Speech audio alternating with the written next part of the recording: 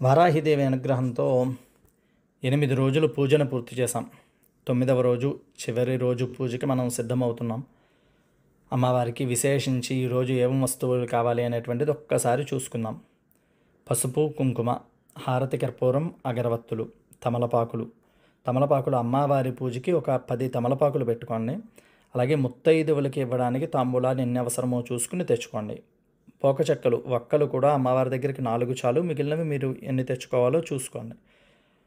అలాగే ఆచమన పాత్ర, మీరు ఆచమనం చేయడానికి గ్లాసు, స్పూను, పళ్ళెము, అమ్మవారి ఆచమనానికి ఒక కలశం, అయిన తర్వాత పంచామృతాలు, కొబ్బరి నీళ్ళు, ఈ రెండిట్లో ఏదైనా సరే దగ్గర పెట్టుకోండి.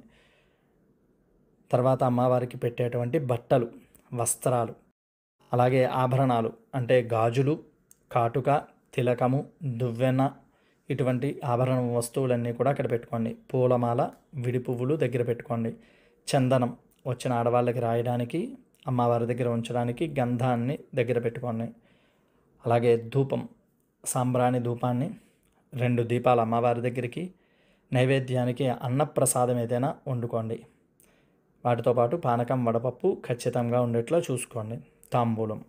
తాంబూలమైన తర్వాత హారతి, కర్పూరము, హారతి ఇచ్చేటువంటి పళ్ళెము, గంట, ఇవన్నీ సిద్ధం చేసుకుని 6:30కి మీరు సిద్ధంగా ఉండండి.